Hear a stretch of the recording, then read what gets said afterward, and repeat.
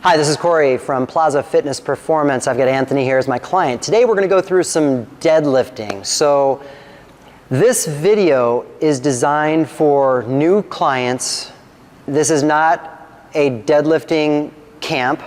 We're not into powerlifting. We're into helping people move better, feel better, achieve their objectives. So if you're watching this video, you're a client, you're a new client, you want to explore the power of deadlifting, how to get stronger, this video will do that. So the first thing that we want to make sure that you do is that you're able to pick up a kettlebell from the ground. So we went through some progressions in terms of hip hinging and patterning when we went through like swinging and picking up a bell from the ground. That's basically a deadlift. So we're going to start, Anthony, with a super light bell, and we're just going to review exactly what we did in the video where we went through picking up something from the ground.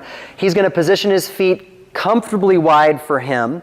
If it's just a single bell, he doesn't need to go into like a sumo stance, which is much wider. So he's comfortable there. He's got this neutral spine. He's got this proud chest, and he's going to go ahead and hip hinge, and he's going to come down over that bell. He's going to grab a hold of that handle. He's going to crush the handle. He's going to incorporate all this indirect and direct tension. He's going to stand tall, drive his hips.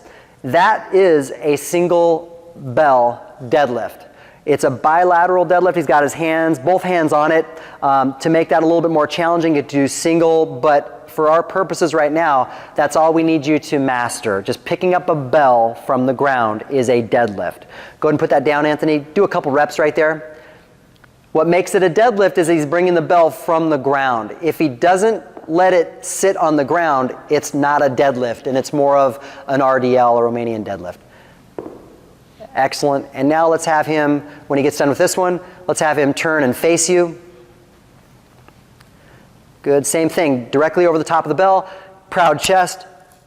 He's going to drive the hips. Exhale at the top. Paying super attention to his spine position and staying in that neutral. Excellent job. Obviously a super light weight for Anthony. The way that we would incorporate a more intense movement would obviously be going up in load, either with one bell or to incorporate two bell work. So now you've got a variety of bells at home, so you could incorporate a double bell deadlift. So Anthony now, he's going to have to widen his stance, more of a sumo stance. So when you go sumo, your legs are much wider and your toes are out, comfortable for you. Same thing, proud chest. He's going to hip hinge. He's going to get directly over those bells. He's going to grab a hold. He's going to crush the handle. We're considering that direct tension. He's going to incorporate tension up through the lats and the spine. He's going to drive his hips, stand tall, and give us the exhale.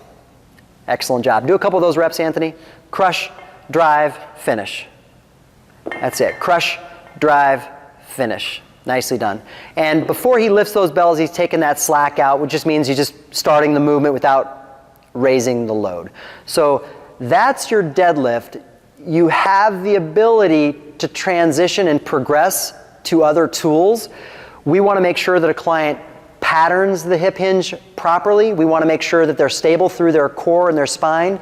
We then want to make sure that they're able to perfect, or at least they've earned the right to use light load, and then they can run through the gamut of weight and load that we have. They can then get into double bell work and do the same thing. And then they can transition to trap bars. Once they do trap bar deadlifting, it gives them the ability to load heavier. And then really lastly, and actually not as often as you would think, we potentially get into straight bar lifts. So that's the progression. If you're at home, you may not have straight bars and trap bars. So this will be sufficient in terms of the programming that you're involved in. So that's deadlifting.